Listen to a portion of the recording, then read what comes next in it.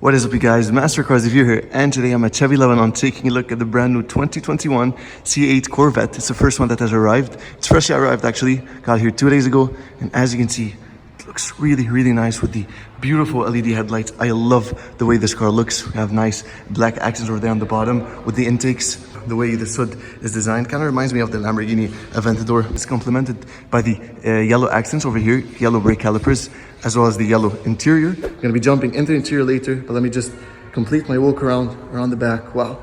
I mean, this C8 Corvette has a huge presence. Completely different than the C7. I love the C7, but I mean, the C8 just takes it to another level.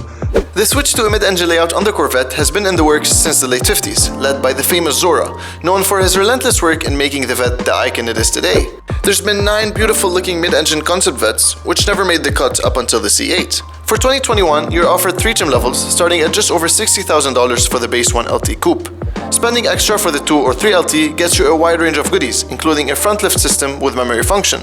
Having the powerhouse behind your back sacrificed the Vette's practicality, but it still offers a decent 357 liters of combined cargo volume between front and rear. And it's the same for both the Targa Coupe and hardtop convertible. New C8 variants will follow up eventually, with the most powerful Zora paying tribute to its biggest contributor.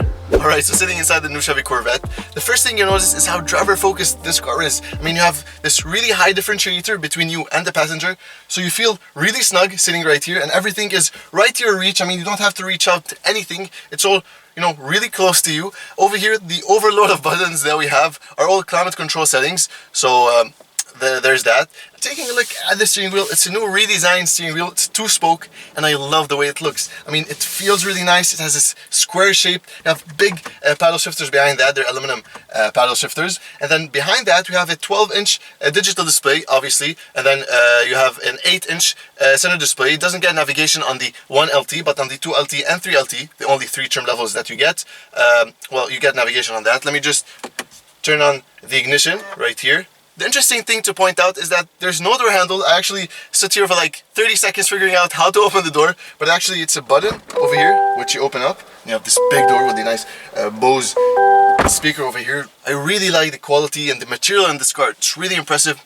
The seats, as you can see, are gorgeous. We have carbon fiber inserts over here, as well as an embossed Corvette logo. And then behind that, you have a glass, and you can directly see the huge V8 around the back. We're going to be talking more about the engine and the performance of this car later. So I'm going to switch to point of view style, show you where everything is, and then continue our walk around of the car. So taking a look at the interior point of view style, you can see how driver focused this car is.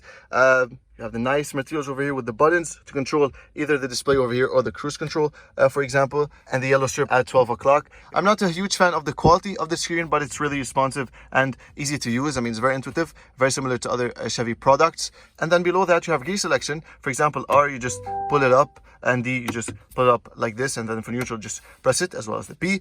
And then next to it, you have your driving mode controls, Corvette logo over here, but you just spin that. You have a front lift, as well as other controls, traction control, as well as camera.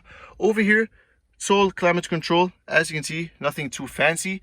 And the roof obviously is removable. Release this latch over here and it pops up. And you can see the design over here behind me with the Corvette Stingray and these beautiful seats that we get. And over there on the top, the V8 engine. All right, so taking a look at the rear end, you can see how the haunches just curve in. It's a really wide car. You have the trunk over here, and then in front of that, you have the 6.2 liter V8 making 496 PS and 630 Newton meters of torque. It's called the LT2 compared to the LT1 that we have in the previous generations. This car is a rear-wheel drive only, 8-speed dual clutch transmission, sending all that power to those massive wheels that we have on this car. If you get the Z51 package, it adds 6 metric horsepower, as well as better brakes, better suspension, and limited slip differential over there in the back. The Z51 package is a performance upgrade for the Stingray and can be added to all 3 trim levels for an extra $6,000. It brings to the table the sporty wing that we have on our car, as well as the beautiful sounding performance exhaust, which can be purchased without the package.